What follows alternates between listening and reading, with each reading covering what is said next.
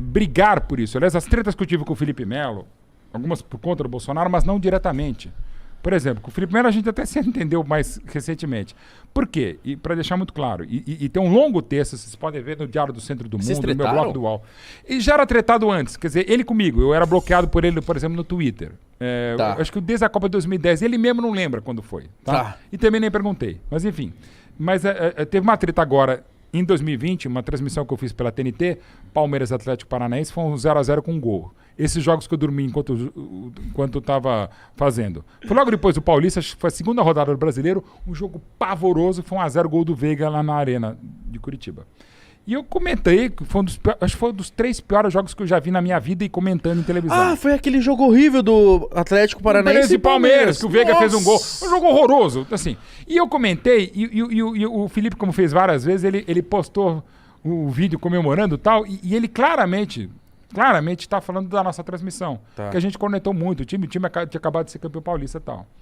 E aí eu tretei mais uma vez com ele e tal, que ele tá falando, aqui é Palmeiras, não sei o que lá. E eu falei, velho, com todo respeito, não vem falar o que aqui é Palmeiras. Eu não sou mais ou menos palmeirense do que ninguém. Mas como eu nasci palmeirense, o Felipe está se transformou num palmeirense, mas rubro-negro de berço e não tem problema nenhum, tá? O Ademir da Guia era Bangu, quando começou. O Evair contra o grande ídolo do Palmeiras era Santos, o César era Flamengo. De time é muito da identificação. E não tem problema nenhum. Eu acho maravilhoso que os caras virem torcedores, acho fantástico. E do Palmeiras e qualquer outro clube. Rivelino, maior craque, não necessariamente o maior ídolo da história do Corinthians, era um grande palmeirense e por ter sido recusado pelo Palmeiras, ele virou um grande corintiano mesmo. E acontece várias vezes, em vários clubes e tal. O próprio Ronaldo Fenômeno, rubro-negro de coração, quando ele veio pro Corinthians em 2009, vira um baita corintiano até hoje. Mas enfim. E o Felipe meio que viu assim, palmeirense meio que não critica, palmeirense o seu. Eu entendi o lado dele, mas também quis me defender. E depois a gente até se entendeu, tá ok. Mas a minha treta, voltando à questão do Felipe Melo e a questão de política, não era com o Felipe Melo. Quer dizer, começou com a treta com política pelo seguinte: teve uma manifestação de 1º de maio de 2018, em que ele pegou e falou, com os manifestantes e tal, e pau nos vagabundos. Ele falou em cima dos manifestantes de um 1º de maio. E não era só pro pessoal de esquerda, na maioria era. Mas eu falei, cara, manifestante de 1º de maio não dá pra dizer que é pau nos vagabundos. E ele falou, pau nos vagabundos e Bolsonaro 2018, Bolsonaro pra presidente. E me irritou não pelo falar Bolsonaro pra presidente, ele podia falar Cabo Daciolo pra presidente, que ele é uma figura fantástica.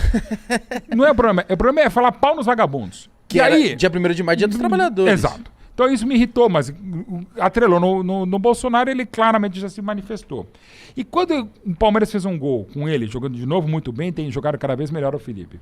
Ele fez um gol em 2018 contra o Bahia, e no final, né, na entrevista para a Globo, ele falou que queria dedicar esse gol ao Jair Bolsonaro, que está no hospital, porque estava se recuperando da facada. Não teria problema nenhum da minha parte. Ele podia dedicar o gol a um amigo, no caso o Jair Bolsonaro, que havia levado uma facada, dedicar ainda mais motivos para levar uma facada para um crime hediondo como esse. Agora não podia falar o que ele falou. Podia mandar um abraço para um amigo, podia mandar um abraço, falar o nome do amigo, que é o Jair Bolsonaro, que estava no hospital se recuperando de uma facada, possivelmente até vendo a partida, mas não podia falar futuro presidente do Brasil. Essa frase que me pega. Porque se ele falasse, eu queria mandar um abraço ao meu amigo que está no hospital, Joelmir Betting, o nome do meu pai, futuro presidente do Brasil, ele estaria errado. Não, se fosse o pai, não, de novo, está errado. Você não pode fazer proselitismo partidário eleitoral durante uma campanha eleitoral com a camisa do seu clube. Eu não posso ir na Jovem Pan, no SBT, na TNT, na Corner, no Memofute, no PES, estou citando lugares onde eu trabalho hoje, na produtora Canal Azul, na Ovo em Pé, um pouquinho, todos esses aqui. Tá, Yahoo também, por favor, e tal. Nosso palestra contra o projeto que eu faço. Acho que agora foram todos. Enfim, não posso falar em todos eles em quem eu vou votar. Eu já falei aqui em quem votei, mas não durante o pleito, não durante o processo eleitoral. Passou, né? A gente não vai falar no trabalho, cara. Não pode falar no McDonald's, na Dolly. Não pode falar Dolinha. Vote no Cabo Daciolo. Eu acho até que isso tem a ver, Dolinha, com o Cabo Daciolo. Ia ser maravilhoso. Ia ser maravilhoso. Ia ser enfim. Sabe, é proselitismo eleitoral. Como entendo que não podia, logo depois, eleito o presidente, ele ter entregue a taça ao decacampeão brasileiro, o Palmeiras, no jogo contra o Vitória no Allianz Parque. Eu fiz um longo texto, cara. Não foi por conta do Bolsonaro. Se fosse o meu candidato, o candidato que eu votei, Haddad. Tá. Se fosse minha mãe, dona Lucila Beth, tá escrito lá, procure o texto, tem lá no meu blog, no UOL na época, tem no Diário do Centro do Mundo também. Eu falo, o problema é um presidente da República estar lá e aceitar isso e a CBF liberar também. Eu fico puto porque... Cara, aí o pessoal fala, o Lula? O Lula, se é pra fazer Lula e Bolsonaro. O Lula, em 2009, na Copa do Brasil, o Lula recebeu no dia seguinte em Brasília 4 ou 5 jogadores e o Tite, e mais presidente do Corinthians, no gabinete dele. Em Brasileirão também, em 2005. Cara, também. Ele não aparece recebendo a taça no gramado e o que é pior, recebendo e levantando a taça. Isso que eu ia falar, ele não é jogador, momento, né? nem o presidente. Eu vou falar daqui de um amigo meu há 24 anos, que é Paulo Nobre, que eu briguei várias vezes com ele, embora meu amigo por conta do Palmeiras, basicamente. Mas quando o Paulo Nobre ele ergue a taça junto com um dos meus futuros biografados, o Zé Roberto, ele levanta a taça.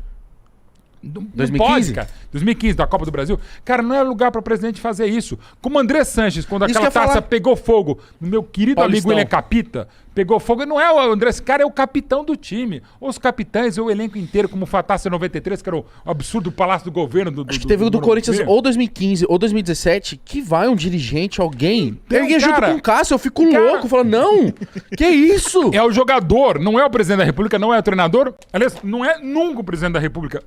O presidente da República podia ser o Dalai Lama, podia ser o Darth Vader, que é o maior ser humano de todos os tempos, podia ser quem fosse. Imagina alguém erguendo aquela taça Cabo com o Cafu. Daciolo, cara. Cara, então, na hora que o Cafu faz tá a mais linda declaração de amor. Eu te amo, Regina. Jardim Irene 100%. Vem lá o que fosse. Na época era o Fernando Henrique Cardoso. E ergue junto. Cara, não pode, velho. É o presidente da República. Não podia até estar no palanque, ok. Mas, de novo, sai a festa dos jogadores. Cara, não é nem da comissão técnica, não é nem do presidente. É do jogador. Não pode o presidente da República eleito. Mas muita gente de fora achou que a revolta era porque era o Bolsonaro. Não, você fala isso também. pro Bolsonaro. Eu posso dizer que também, mas, de novo, é minha mãe. E aí, nesse longo texto, eu falo, cara, o Mussolini não fez isso. O Hitler não fez isso. Aí, indo pra esquerda, o Fidel não... Fidel talvez tenha feito. O Stalin não fez isso, cara. Não pode. Até porque é interessante na política brasileira, o primeiro presidente que tratou de futebol no Brasil foi Epitácio Pessoa, de 22 a 20... Não, isso é Arthur Bernardes. De 18 a 22, tá? E ele, o que ele tratou? Ele destratou, porque teve um problema lá, uma confusão, aí ele mandou o pessoal nas Laranjeiras, um sul-americano, os jogadores pararam de brigar com o juiz, aí o Feitiço, que era um grande atacante, falou, olha, aqui dentro de campo manda nós, lá não era em Brasília, né, Rio de Janeiro, no governo manda o presidente. Aí e tá certo. Tá certo. Aí e tinha uma verba que não veio do governo, enfim. A gente já começou as relações estranhas com o presidente. E a coisa maluca, que o primeiro presidente que foi usar o futebol politicamente foi o Getúlio Vargas, logo depois da ditadura do Estado Novo, para a Copa de 38. Até lançou um selo para bancar a Copa. Essas coisas, meu Porque eu gosto de futebol, estudo, cara. E aí o que aconteceu, Tico?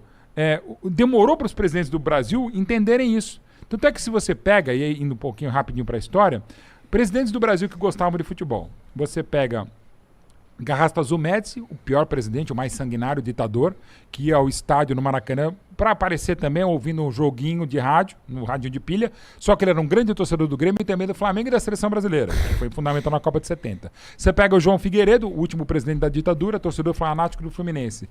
Você pega o Lula, grande corintiano, e você pega o Bolsonaro, grande palmeirense, embora use camisa de todos os times, mas não tem problema que eu também uso. Então se você pegar a presidência do Brasil desde 1889, né? Marechal Deodoro, que era o presidente, e minha mãe, que era ministra da Economia. Porque minha mãe já estava em 89, era a única pessoa que entende de economia lá, e minha mãe, não meu pai.